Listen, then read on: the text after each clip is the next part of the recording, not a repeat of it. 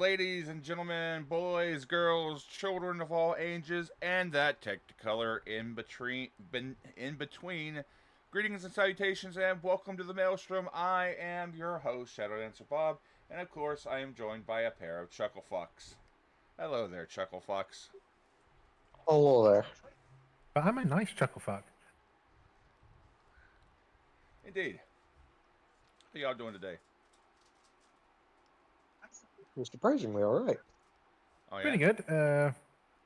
Had Mother's Day family dinner, so all good. Nice. I have been up to nonsense. As usual.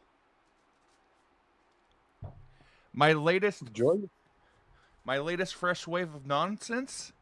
I figured out how to remotely punch Tony Stark in the dick from 150 feet away. Glorious. Holy shit! How'd you manage to do that? Take a look at Microphone Free Zone.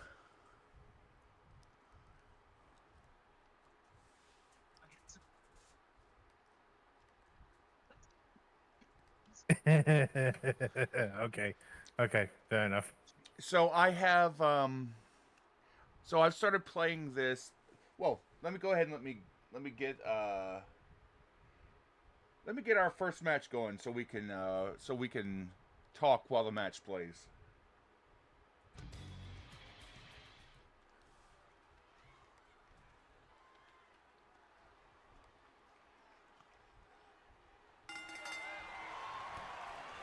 Ah, shit. There's no entrances. Fuck.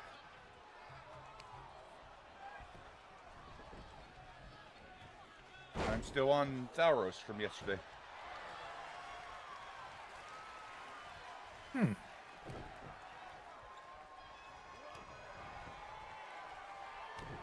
That can be easily fixed. There we go. So,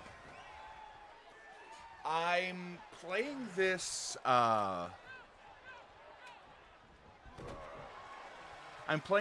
Marvel, there's a, Marvel TTRPG, I think it's called, like, Marvel Multiverse TTRPG or something like that.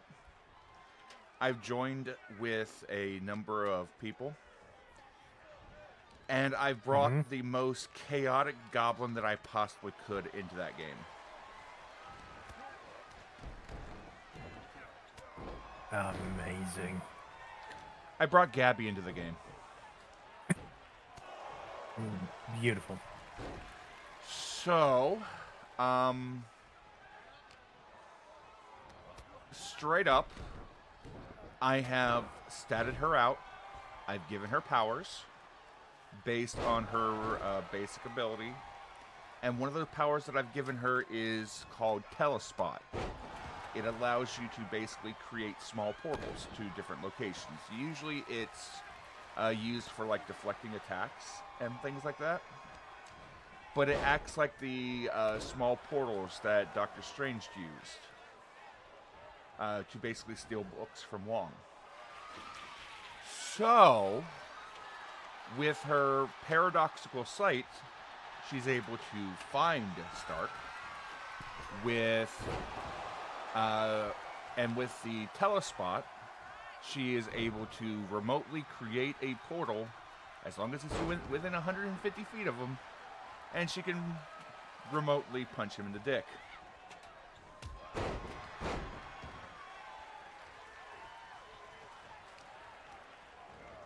Don't worry about why Gabby doesn't like Stark.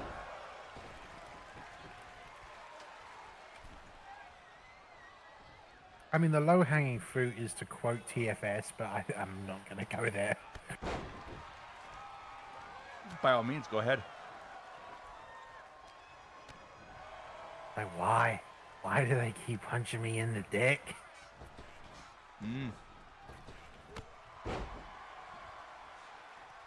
Now, here's the thing. Here's the thing that I'm currently figuring out, and I'm currently working on. I need to somehow get to Canada. The person or the country? The country. Right. Because Bruce Banner is in Canada right now, in-game. I need to get to Canada, convince Bruce Banner to come with me back to New York, and then I need to befriend the Hulk. I mean, just chuck Wolverine at him. He should be in Canada, right? Probably. But I need to get the Hulk back to New York.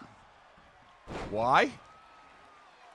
Because I want the Hulk to remotely punch Tony Stark in the dick from 150 feet away.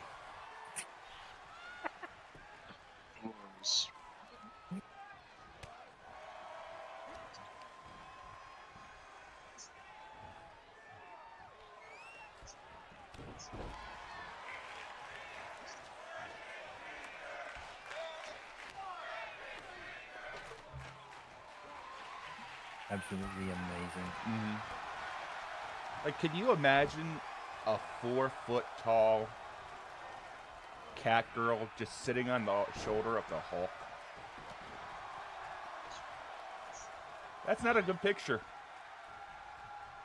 Oh, but it's hilarious. Oh, it's absolutely hilarious. Ooh, Rosso, you got yourself a trinket. Yep, it's been a while since I've had one of those. It has.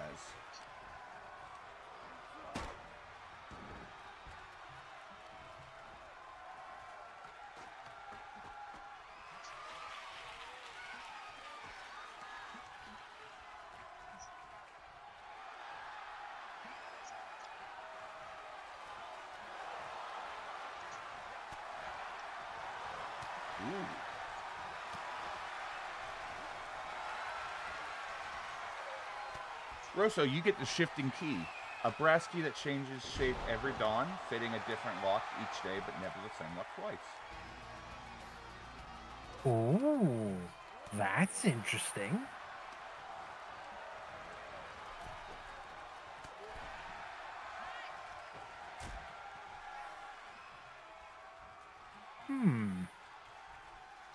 I wonder if there's a way to kind of figure out what lock it unlocks. Vegeta, you find the glass marble of tiny worlds. A marble that contains swirling landscape inside, subtly shifting as if an entire miniature world exists within. Oh, that's definitely a Men in Black reference. Soft, maybe. And your winner, Coleslaw.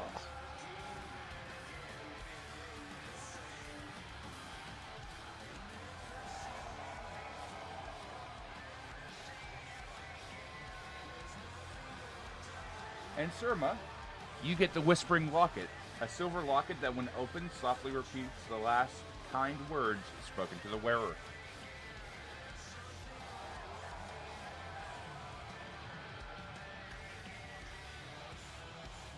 Now, is that the current wearer, or was that the previous wearer?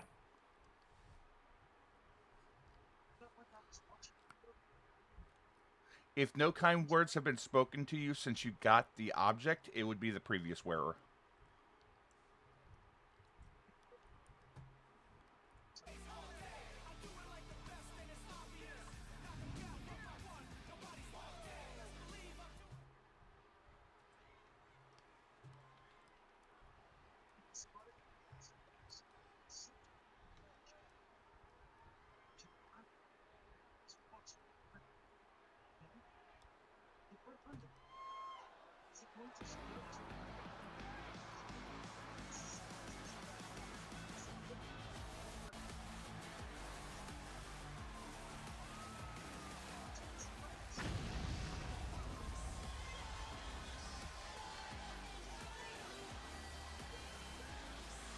Sounds about right for Cali Alpha. Also, Krokvar. Thank you for the five tier one gift subs, my dude. Thank you, Croc, for giving me a sub. Rabaka, Miramis, Surma, Hex, and Rosa, and Kayeth. Thank you for your 40 months of Prime.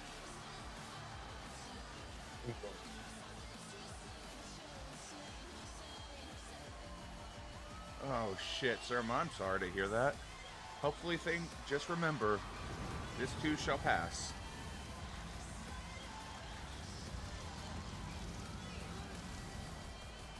It was a place of great hardships and great joys. Tej wants the exact opposite that will scream the last insult you've heard when opened. That's an interesting one. Yeah.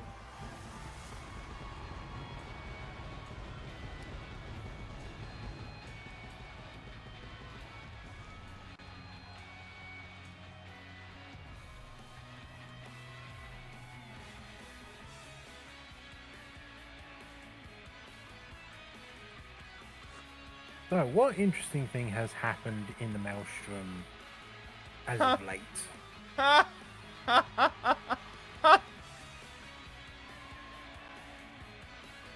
Kayeth, you're not going to believe this shit.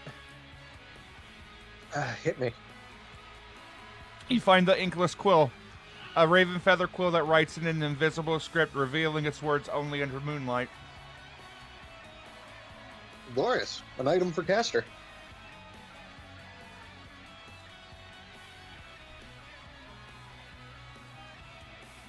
Well, I've got a tiny fuck off goblin that's just popped up in my area. Wait, why a tiny fuck off goblin? Maybe. But they did walk into the wandering weasel. Yes. Yes, they did. You do not know how much I was just fanboying over that. Good.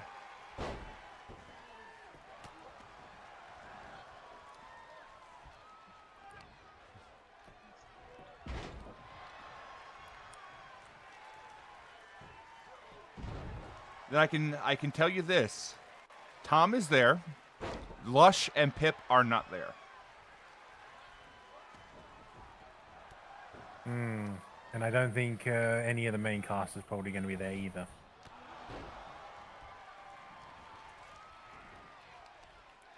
How much do you know about Roll With Me?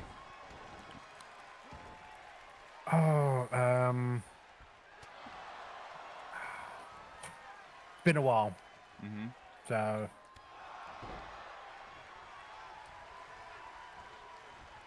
I can't remember if any of the main cast were like last left in the Wandering Weasel.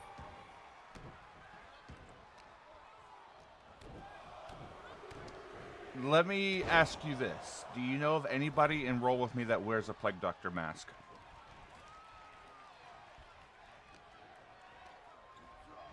The only thing that I can think of that is close is maybe the Jester, but that's kind of like Season 1 Maelstrom, I'm feeling, and that was more of a Jester mask rather than the Plague Doctor mask. So Nothing's immediately coming to mind. I might actually have to go watch Roll With Me to kind of get who that is. Let me. I'll put it to you. I'll put it to you. Let me give you some more information. The figure at the corner of the bar is sitting where Lush normally sits. They are hooded, and they're wearing a Plague Doctor mask made out of this warped white wood. The beak of the mask is long, and it's twisted like multiple roots of a tree, twisted and twirling around, looking almost like a mind flayer's. Looking almost like a mind flayer's face, that you twisted and turned the tentacles into the beak of a Plague Doctor mask. Wow.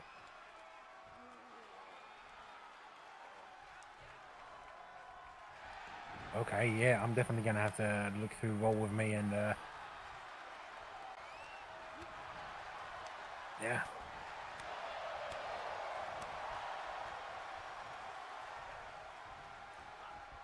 Good on you, Surma.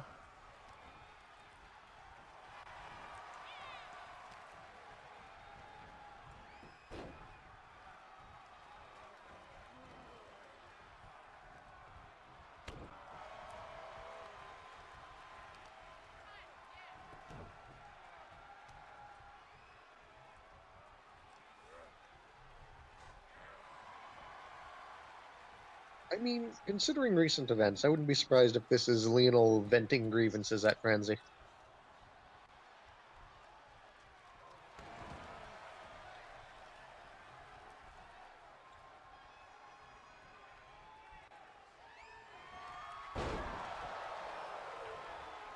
Also, hello, Cam.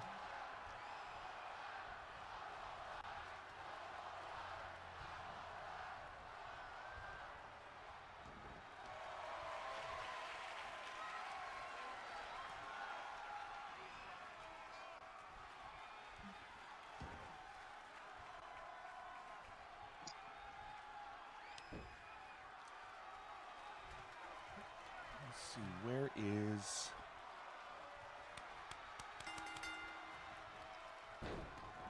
And your winner, Lionel Matrix.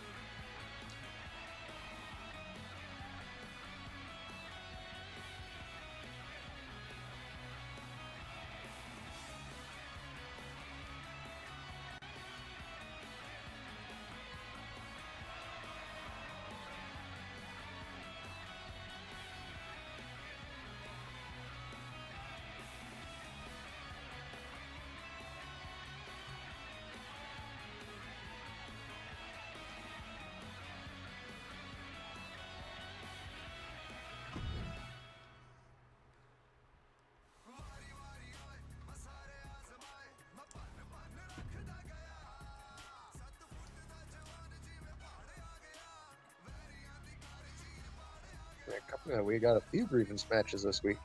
Mm-hmm.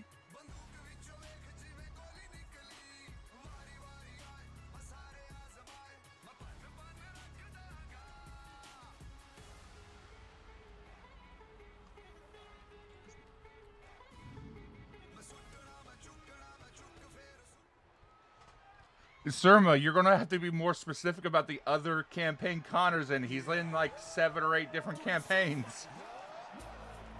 It is not a short list.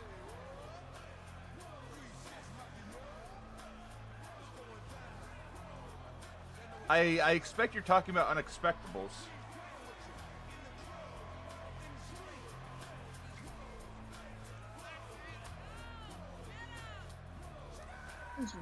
Oh.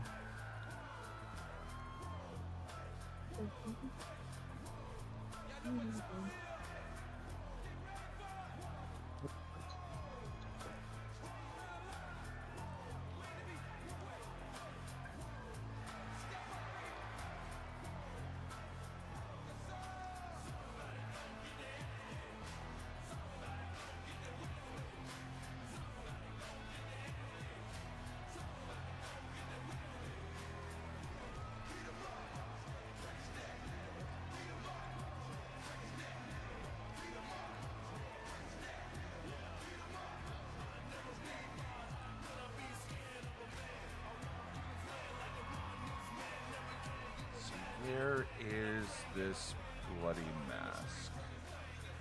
There we go.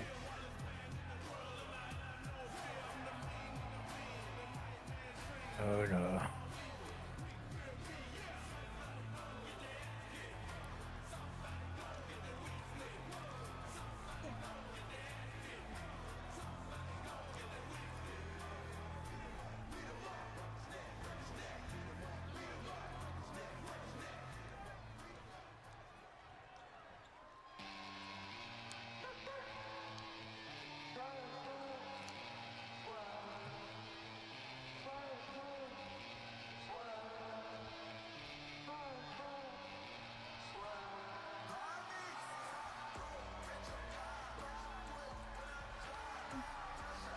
Nope.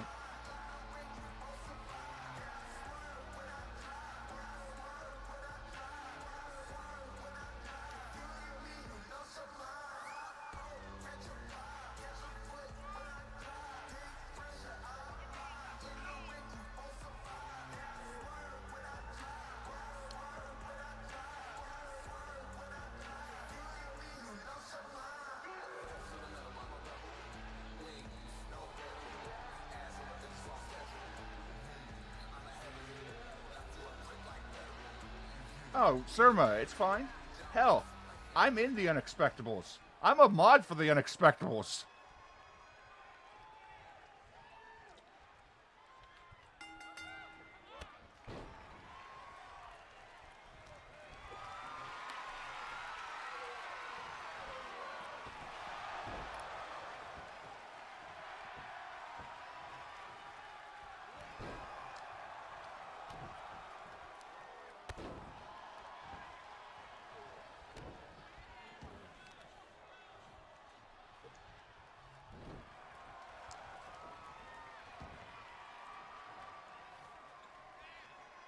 There you go, Russa.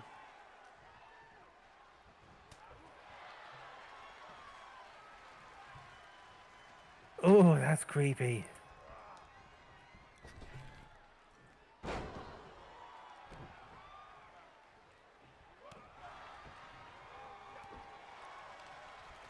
Ugh, just giving me the shivers.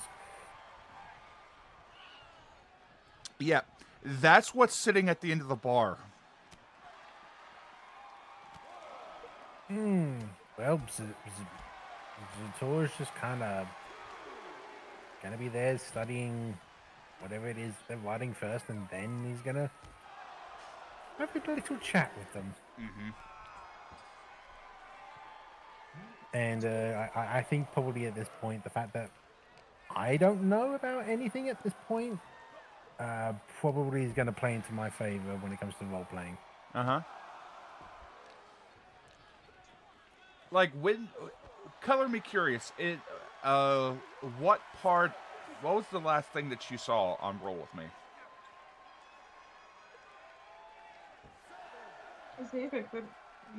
I'm trying to think, because I definitely caught a lot of glimpses of it when it was initially running. I do know that they had a whole thing of going forward in time and then back. Uh-huh. I know Montague was in there because I know T-Wig Uh-huh.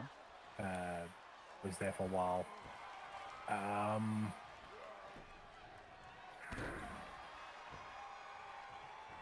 How many Deniers are you aware of? I was thought there was just the one. So, apart from obviously what is there in Saved by the Spell. Yeah, you missed a lot. Yeah. So I'm probably gonna have to go through the entire thing and refresh my memory.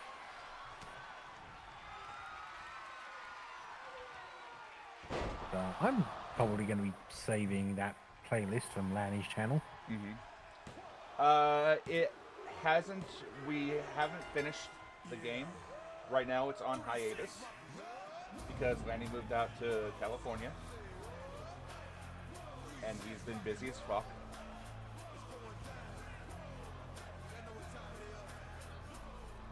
And your winner, Gravy.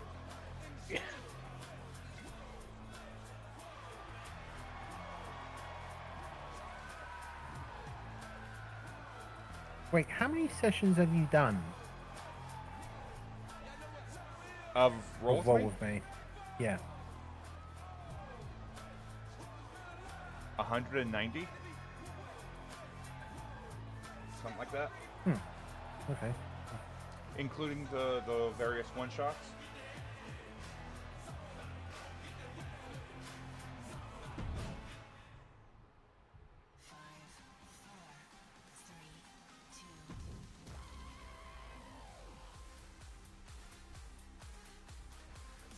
Tell me, Rosso, does the name Nidhogg ring a bell? That's Nidhogg. Why do I keep thinking that is basically one of the old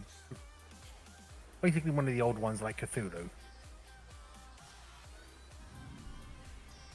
In Norse mythology, Nidhogg is the creature at the roots of Yggdrasil. I was going to say Nidhogg or Nidhogger. Yes.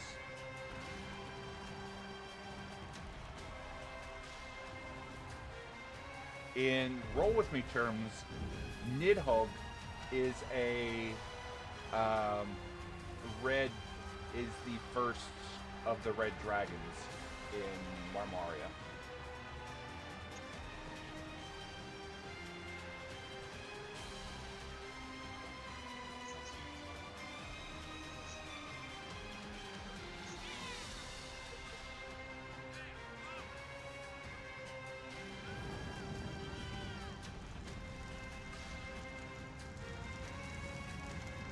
Let me go through and let me ask you some questions so I can figure out kind of where you are, Rosso.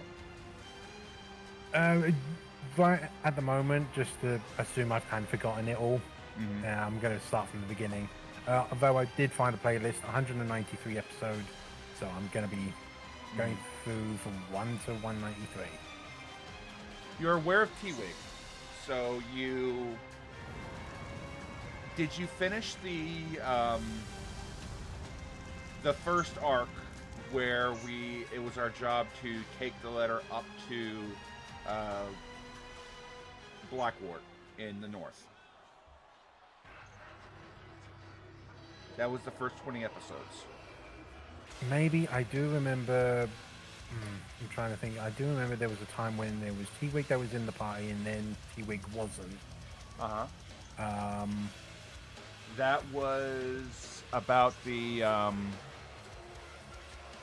That was after the. That was after the Peace Summit, and that was the Peace Summit, and when Daenerys became a convict.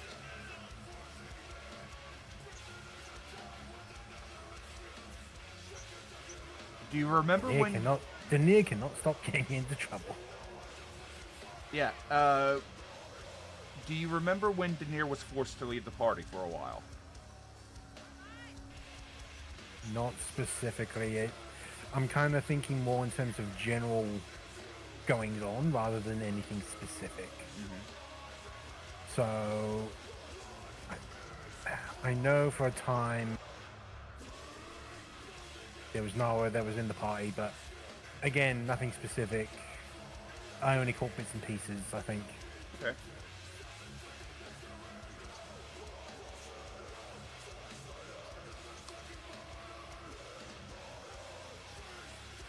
I'll give you the most basic rundown just to...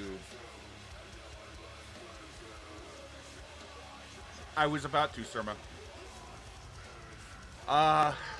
Party starts.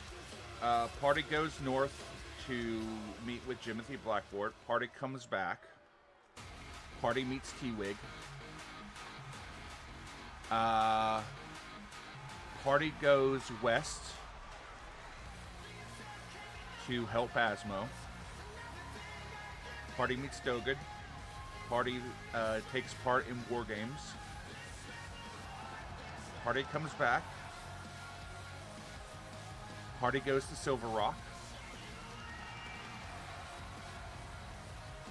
Party goes east. Party goes to Feywild. Party goes into future. Party has adventure in future. Party comes back in time. Party goes back to Silver Rock. And that is where we currently are in the storyline.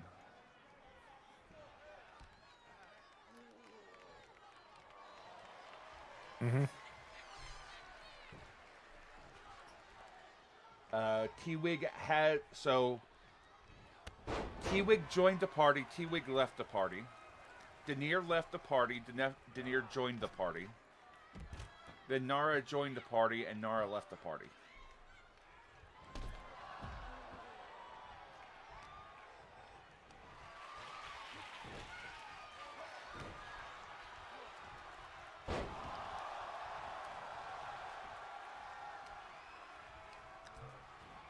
And out of every member of the cast, Daenerys has had the most one-shots.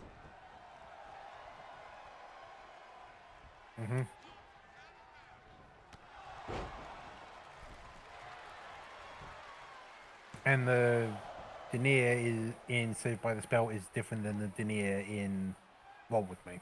Correct. So in Saved by the Spell,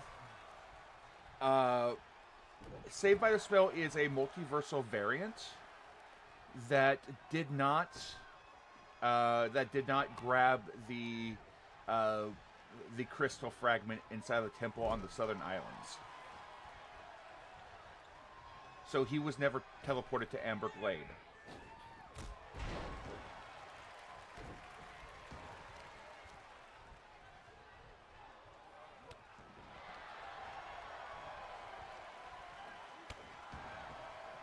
At the start of Roll With Me, basically when Daenerys was 10, Daenerys did not listen to his mother, went into the ancient temple and grabbed the crystal, which was part of the shard of the bleeding god, and he was teleported to Amberglade, basically. Whereas Indare, on Saved by the Spell, did not. And so he stayed with his family and his tribe much, much longer. But eventually found his way into the elemental plane of water, and then found his way to Strixhaven. Which is why Daenerys is a wizard, and Indare is an artificer.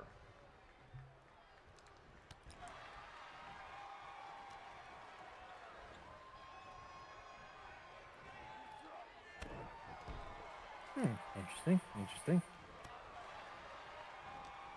Both have both have influences from the Fae. Both are associated with a neurotic, neurodivergent drow. And both are always Sorry, I had to tied laugh at that. to devils. They are irrevocably tied to fucking devils.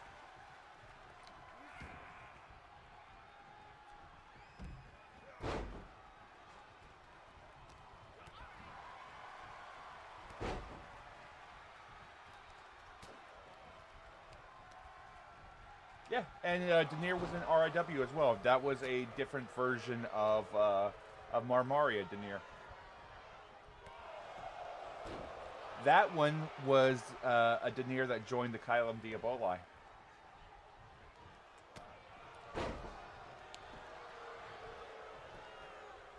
That did not sound well in my ears for some reason. What, the Kylum Diaboli? Yeah. You know what it means, correct? No, but it sounds like something kind of like Ebola. Kylum Diaboli is Latin.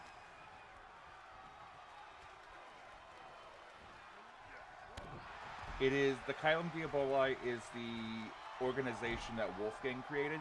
It's basically called Heaven's Devils. Ah, okay. It's Wolfgang's monster hunting school. Mm-hmm. I believe he sets it up in Dragon's Rest.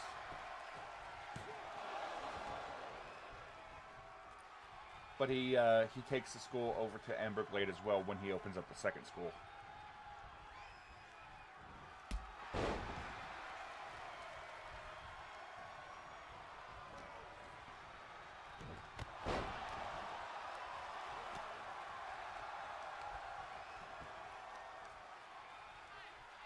Oh shit! I do remember a moment. I do remember a moment, and it's just a moment that I remember of Wolfgang's wife being brought back as a werewolf and Connor just losing his shit. Ah, okay. So, I will explain that for you. So, Akazi is a werewolf, straight up. That's how they met. Wolfgang was hunting Akazi when they first met. But they basically fought until dawn. She reverted, and Wolfgang fell in love. So Akazi died shortly after childbirth of giving birth to Elliot, right? Yeah. And she was buried under a cherry tree just outside of Amberglade. You remember when Wolfgang shot Solomon in the face? Not specifically, but I'm kind of feeling like it's going to be tied to this. So during, I believe it was like episode 19, basically we got captured and got brought in front of Solomon, who is the god of undeath. He is the brother of Tom and Mush. And he had a very big problem with Wolfgang because Wolfgang's patron is his father. And he hates his father. So he was talking about, you're here to kill me. We'll tell you what, if you're going to take the shot, take the shot.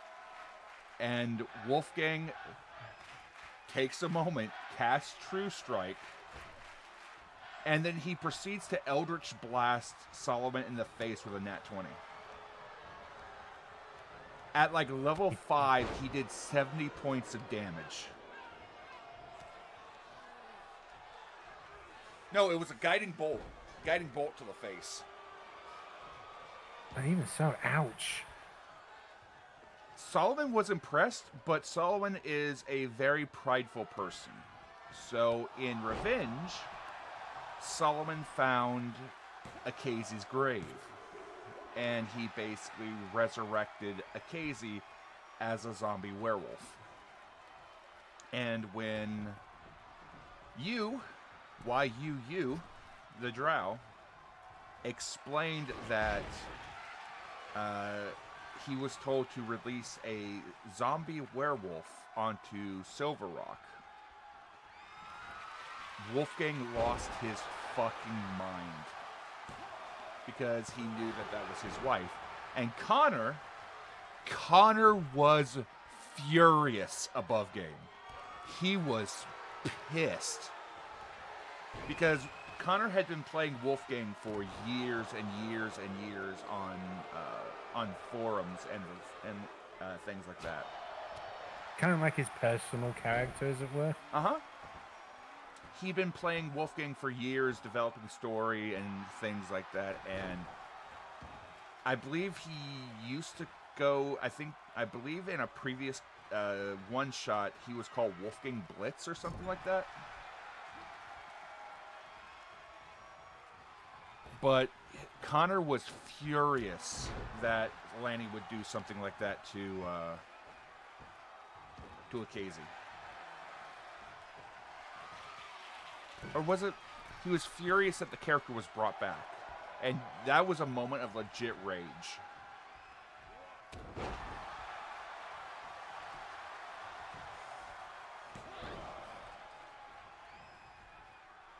Damn. But we also have to remember, I mean, this is role-playing as well, so you can't always let it get to you. Well, Connor's a professional, as always. Like, he used that fury in the moment, but after the scene was over, he was back to normal. Mm-hmm. I mean, shit, look at what Connor and I did. I mean, he and I were screaming at each other at the top of our fucking lungs. We were acting like we were about to fucking kill each other. And as soon as the scene was over, we went back to normal.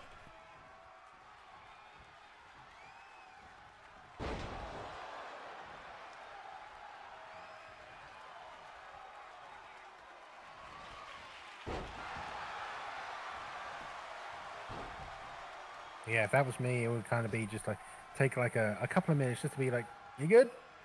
Good. You know, that sort of thing. Yeah, we were in communication. Like, we have a call, like a small Discord chat for that kind of thing. We were in communication behind the scenes.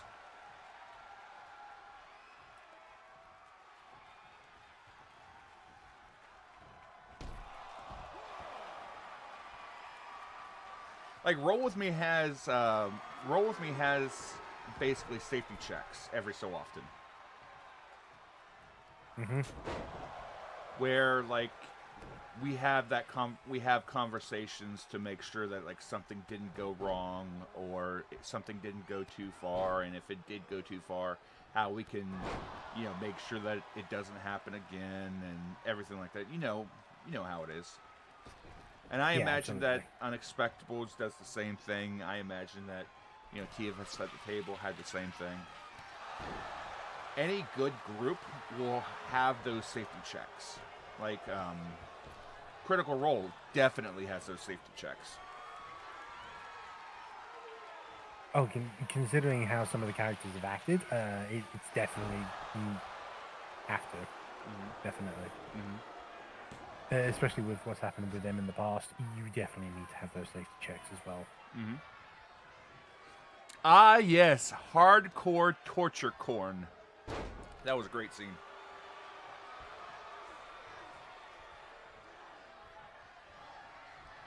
One of Monty's best fucking scenes. Anytime someone says corn, I'm just brought back to a very particular scene. Gentlemen, behold, corn.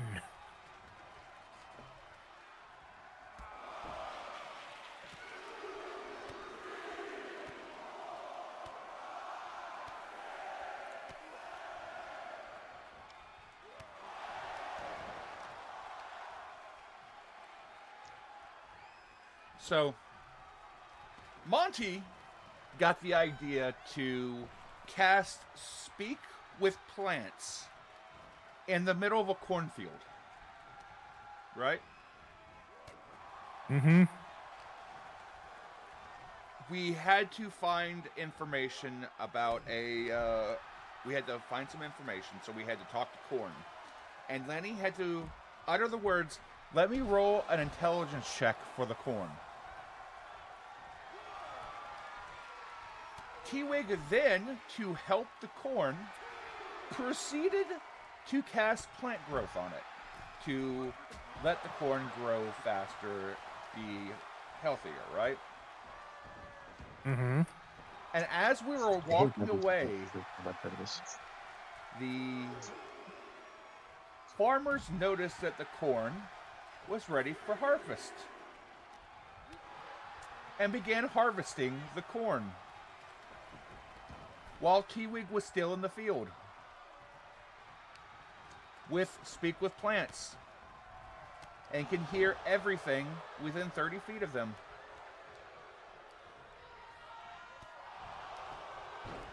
Can you imagine what that sounded like? Unfortunately, yes, because I've had a similar event happen. I have seen Sausage Party. I kind of know how that goes. T-Wig said in a traumatized voice, "I can hear the screams of the vegetables." And then Connor immediately popped in, "Hey, I'm a masochist. I'm kind of into this."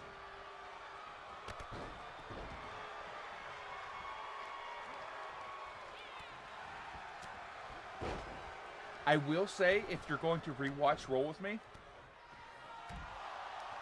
don't have your volume maxed out. Okay, bud? Okay. I mean, I generally keep it at an acceptable level anyway. My dude, Lanny's the DM. Mm-hmm.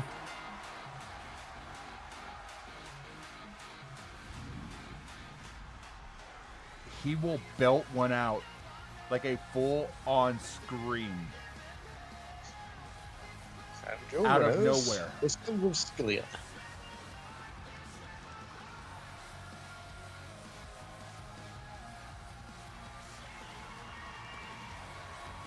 Real talk. My favorite thing about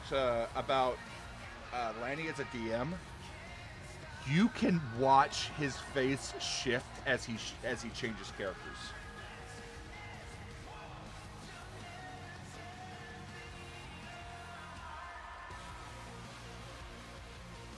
Oh yeah, he definitely shifts into the character, definitely. Mm-hmm.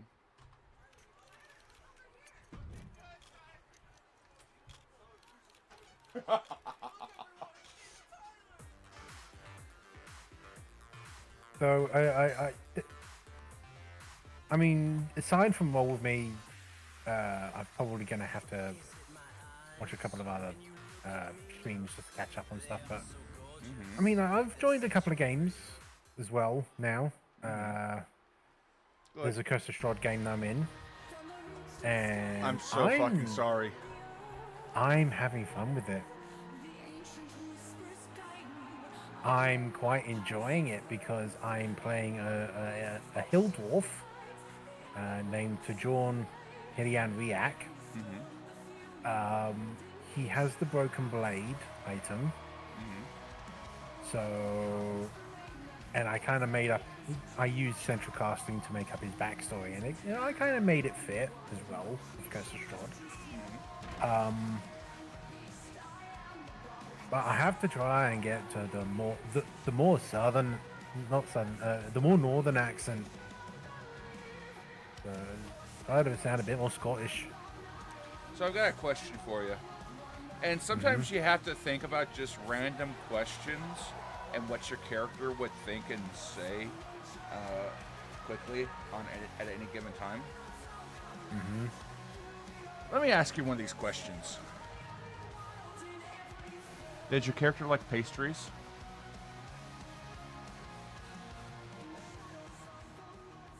So which character were we speaking of? Your character for Curse of Strahd. I'm not sure because he did live with elves, so I'm not sure what the dietary amount of that. But he does. He is, because he's a dwarf. He does appreciate a very good ale. You might have to think about that's some things that you have to think about with certain characters. Like elves, the thing about an elf, especially with a dwarf living in elven society, is elves are very light and airy whenever it comes to food. Like, say for example, let's take Tolkien lore, lembas bread. Like, one mouthful of lembas bread is supposed to fill up a belly for like a full day, right? Whereas a halfling ate three loaves of lembas bread like it was nothing. But dwarves are much hardier. They're more robust, and they have like poison resistance. So you could expect a dwarf would be eating things that, say, a non-dwarf would not. Like, say, for example, a rhubarb salad with nightshade berries could potentially be something that a dwarf might eat. Whereas they wouldn't do that for, like, say, an elf or a human, because that would be poisonous to them. One of my favorite things to do is Minotaurs, no more in my setting, drink something called briarberry wine, which to anything that isn't a hardcore herbivore is a very powerful narcotic.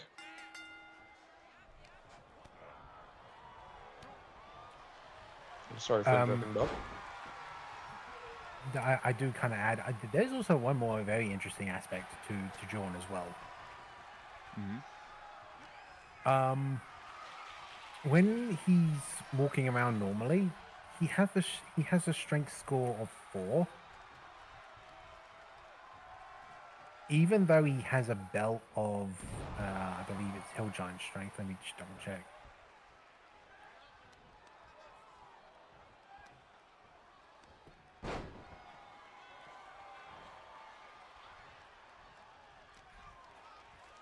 Yep. So the DM kind of allowed me to have like a couple of things, or like a rare magic item. So I went with the belt of Hill Giant strength because I got 4.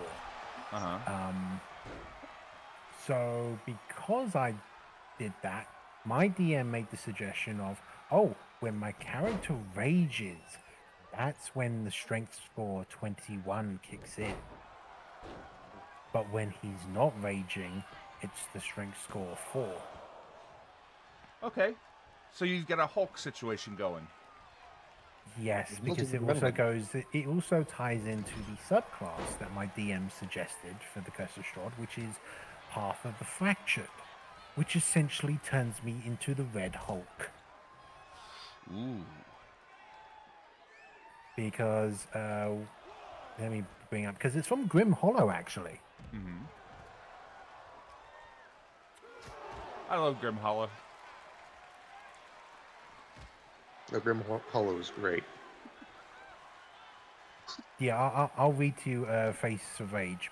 Starting at 3rd level, when you enter your rage, your features distort and your body swells such that your appearance completely changes. Characters who don't witness your transformation and have not witnessed it in the past do not recognize you. In addition, while raging, you gain the following benefits if you aren't wearing heavy armor. You can roll a 1d8 in place of the normal damage of your unarmed strike, and your unarmed strikes count as magical for the purpose of overcoming resistance and immunity to non-magical attacks and damage. When you use the attack action with the unarmed strike and are not wielding a shield, you can make a one-armed strike as a bonus action. You count as one size larger when determining who you can target and who can target you with grappling, and your reach with unarmed attacks increases to 10 feet. Alpha, weren't you more of an elemental than a lich? Rise was the Lich, and Alice was leaning towards thunder damage, lightning damage. Alice was the werewolf for sure. Yeah. Ah, that was Sigma. Fair.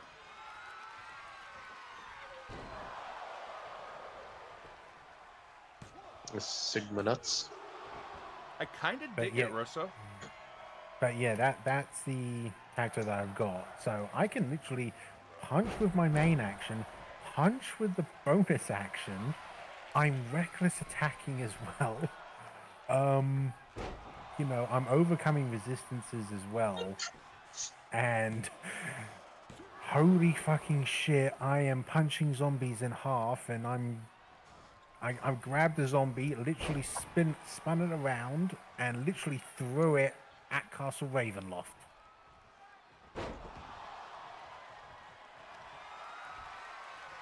So how far? Ravenloft. How far are you into the You game? first, Bob. Let's see. We met Strahd at the gallows. We then met the Vistani.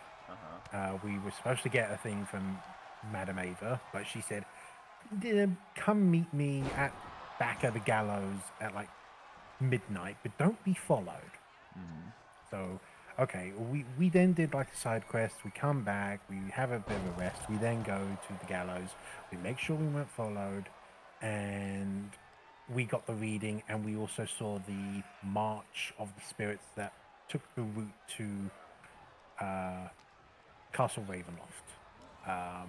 We are escorting. What was her name? The female character that Strahd is really interested in. It starts with an A. Something like Irina or something. Arena. Something like that. I think so, yeah. Basically, we've got to escort her to Vallaki.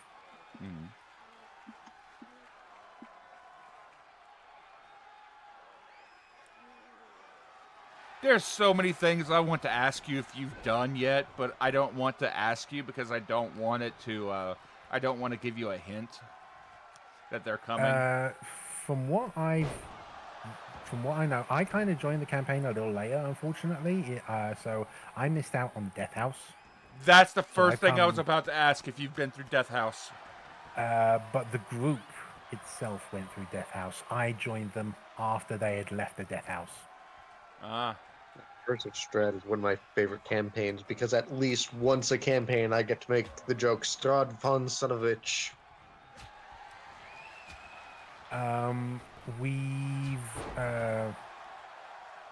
I joined the group after they did the Death House. They went to the small town in Barovia. We did the siege that was there. We also did the chapel scene, I would have to say. We've also met the Burgomaster, who's dead. Spoilers on that. One of our characters is the daughter of the priest that's in the chapel or in the church. So there was that little bit of extra role play in that. But yeah, after we did the church, we did the funeral of the Burgomaster. We're now taking Irina to Vallaki. With my game, when I was invited into a Curse of Strahd game, I was invited into the game at the very fucking end of the campaign. Like, I got brought in for the final siege of Strahd's castle. That's always fun. Basically what happened is the DM... So the DM had his main party, right? And your winner, William Buckland. And so he had his party. But what he did was, as a surprise to the party, he reached out to about a dozen of his most chaotic fucking chaos gremlin friends.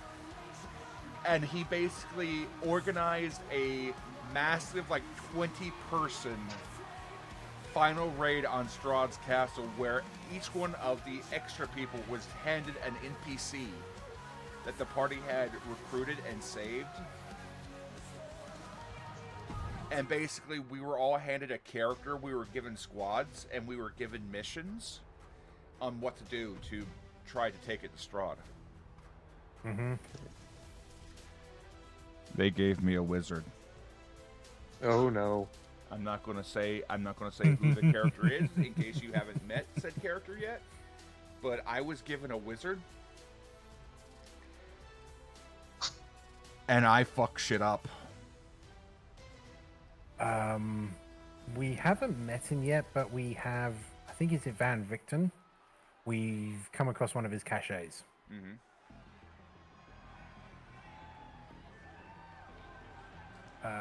But yeah, that's about it so far. I got sent. I'm not gonna give the details because I don't want to spoil. But I was sent. My group was sent into the guts of Castle Ravenloft, into the tomb, into the mausoleum area. I'm not going to say what we were looking for. We were looking for something specific.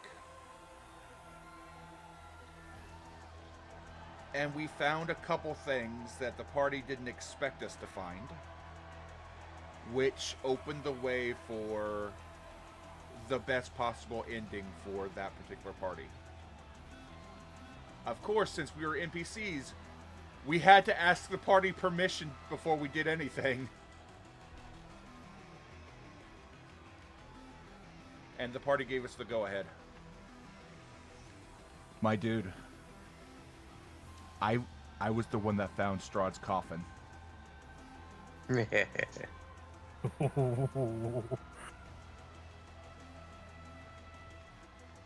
Among other fucking things that are inside.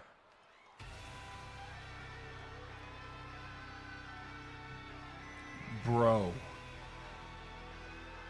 I wired his coffin up with so much fucking holy water and like tripwires and shit. Expecting that if the party beat Strahd, he would return to his coffin and immediately get doused with holy water.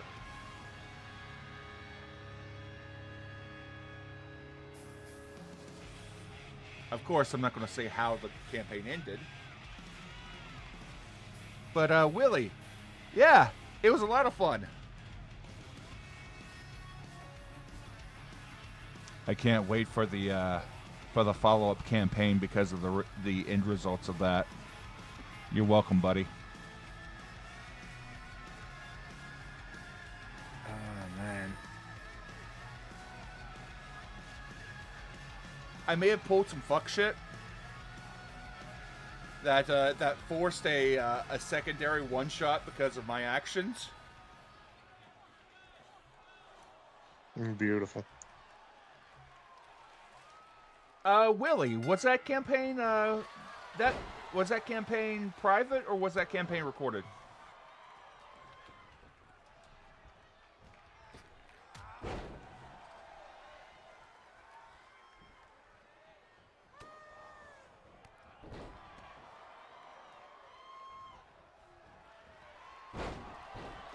No, I think that campaign was recorded.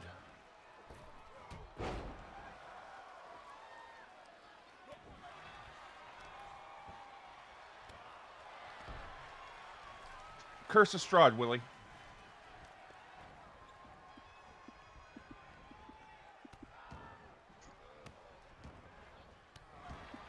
No, Curse of Strahd, the one that I got brought in as the NPC. I think I remember CG giving Zai or... whose channel was it on? Yep. You were saying, Rissa? I was just saying, he said COS was recorded. It's all on Tart's channel.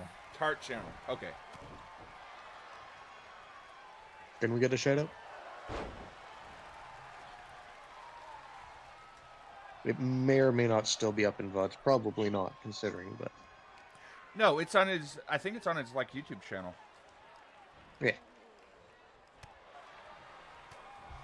The individual missions were secret.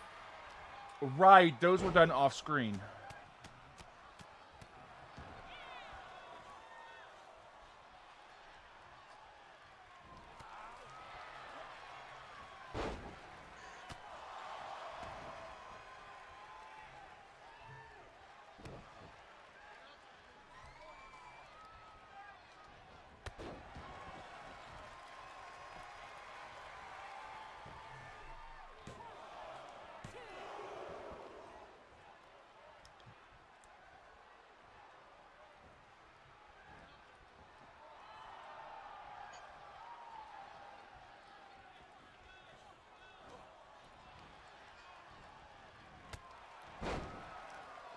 But yeah, my character is essentially going to be focusing on two things. Part of his backstory is that he's chasing a cannibal. That came from the central casting book. And then the other thing is he's going to be going after Wahadin.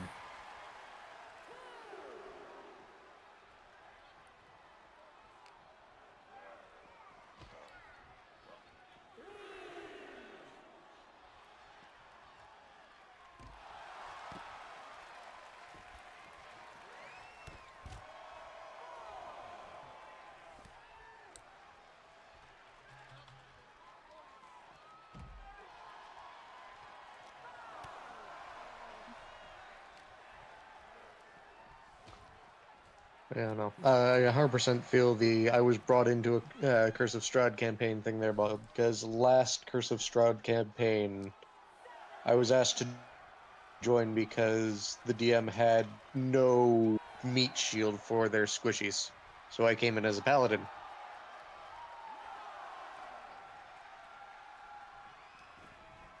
Oh yeah, that's why I kind of basically rolled up a barbarian for the Curse of Strahd campaign, because I kind of looked at the group and kind of like, guys don't really have that much in the way of a tank.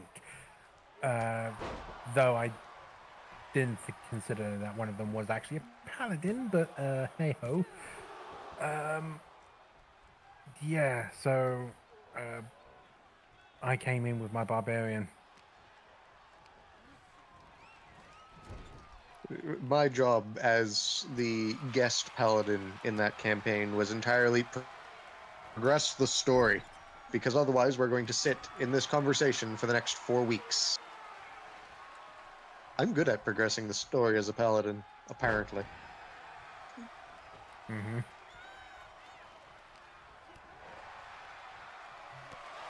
What else happened in my campaign? The bard nearly got their brains sucked out.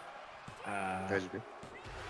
The cleric has Strahd's attention, and he did manage to charm them, but the paladin basically smacked them across the face.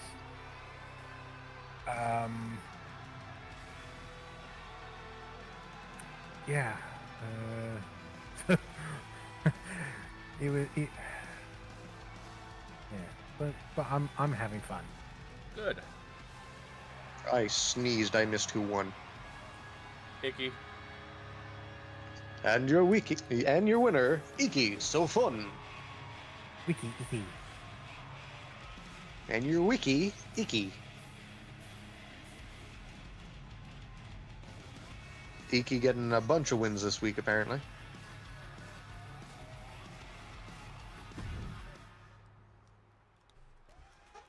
Wiki, Iki with the Afwiki.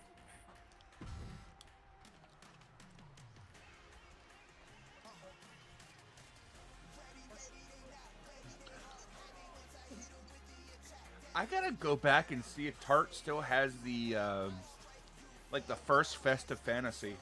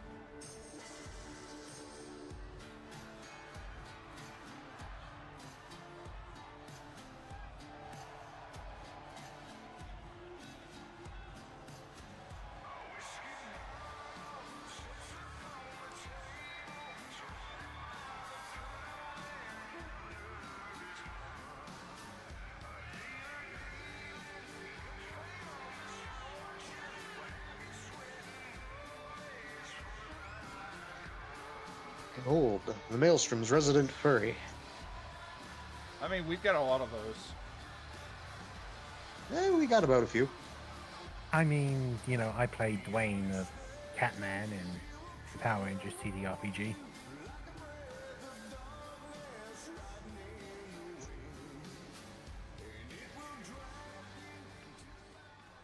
Moral getting in the way a little bit there.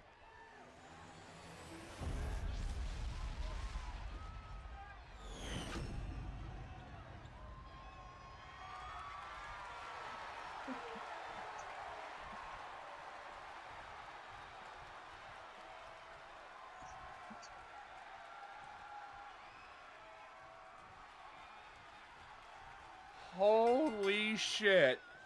Tart has the first festive fantasy on his channel. Glorious.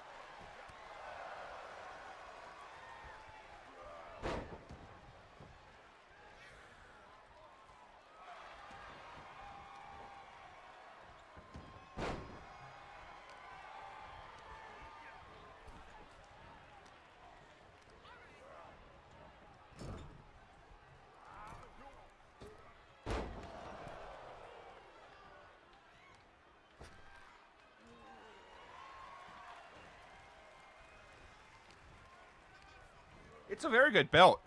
I downloaded it.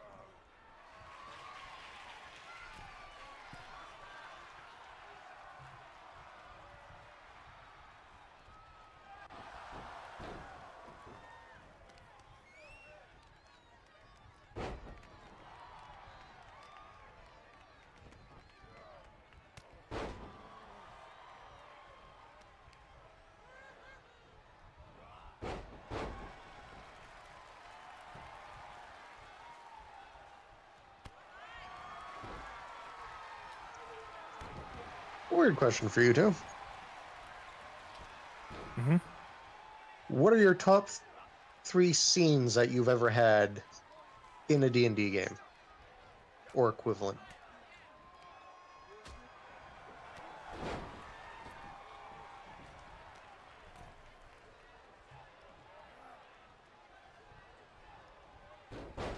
That's a bit of a toughie.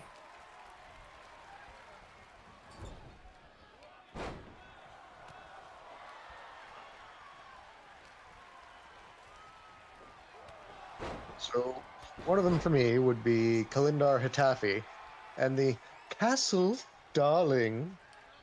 The entire 2 sessions that scene took place in. Because that was invading a living golem castle owned by a lich with aspirations of godhood that I managed to bluff into working with us, making it think we were cleaners. One of my other ones is a silly one. The DM told me I couldn't find any fish in a lake. I couldn't fish any fish in a lake, but I could see fish. So I challenged a fish to a fight, and I caught a fish.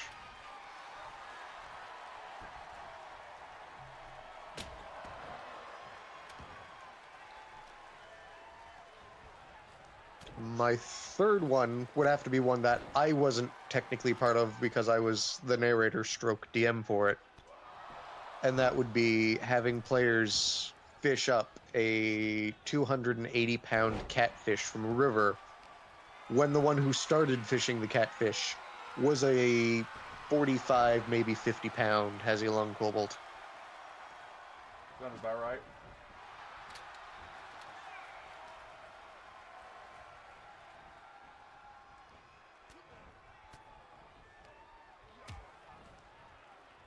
I think third place has probably got to be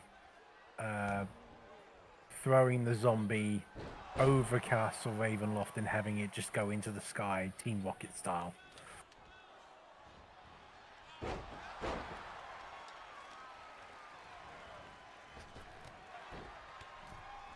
I mean, team rocketing something is always fun. Yeah, second place. Ooh, second place.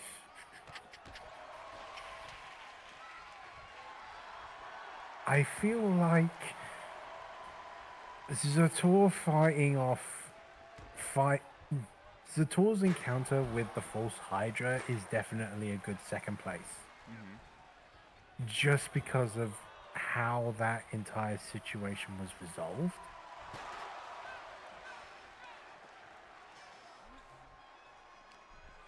Because I used the potion of penguin.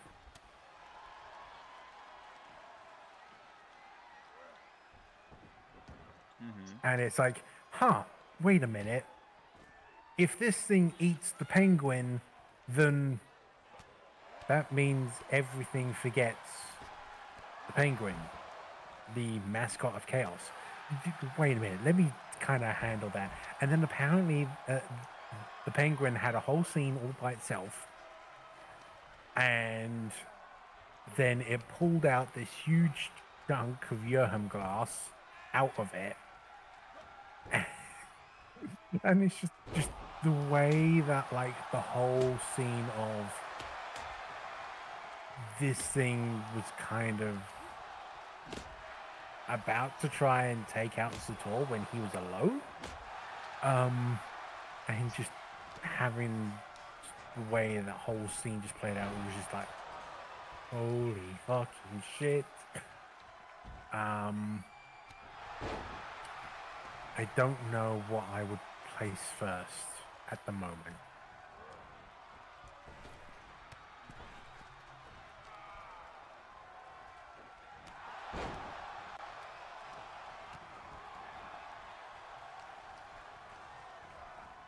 I'm trying to think at the moment.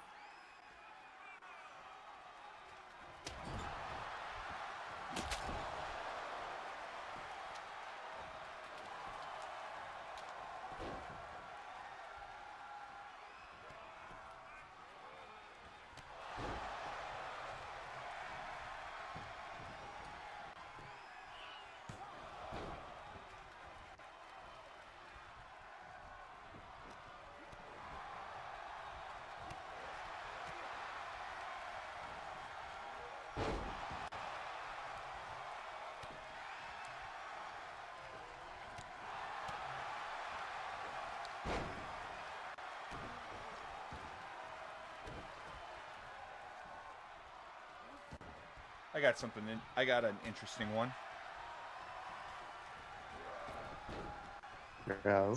The only time that a DM was able to DM for all 4 members of the Murder Cave at the same time.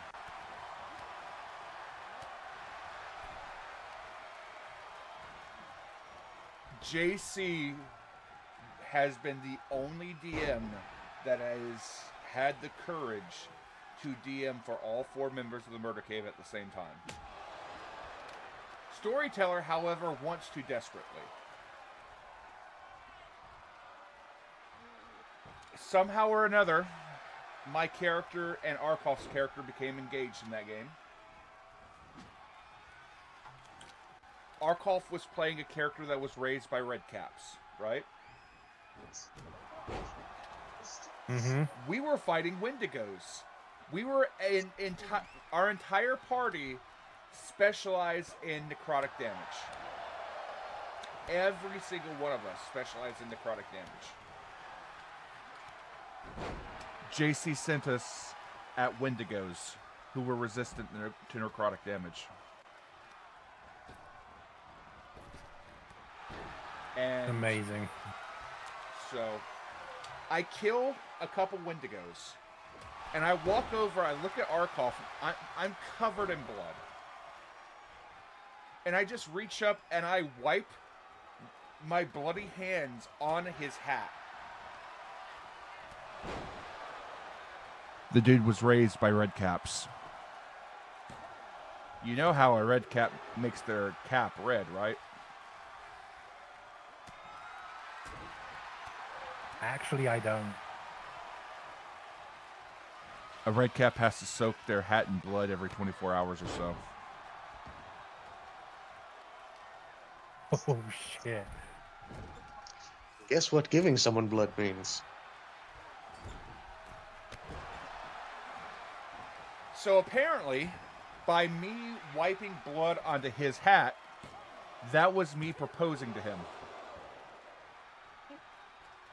and he proclaimed that we are now engaged. Beautiful. At the very end of the campaign, we were on a train leaving the area. I turn, I look out the window, and I see a creature the size of a mountain. And I look at it for a second, and then I look away, and it's gone. And all my memories of the creature are gone. The fucker put a false hider the size of a mountain as the last thing that we saw. Oh, fuck. That's fine. It's not a problem now. I mean, okay, so when you did have a look at it, how many heads did it have? A lot. I would have to say more than 17? When we saw it, it was like 8 or 9. Yeah. No, The fact you could see it. Yeah, JC threw me one that had like 17 plus heads. Probably the same creature later down the road. Well, apparently it was coming out of some mine, and all the heads were kind of going up towards these floating rocks in the sky, so... But it was like more than 17 heads, I do know that much.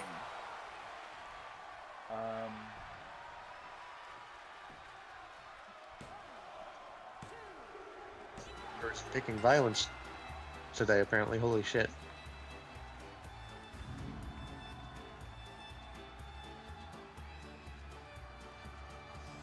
And for the steal, Moral Leaper. That means we gotta get it back.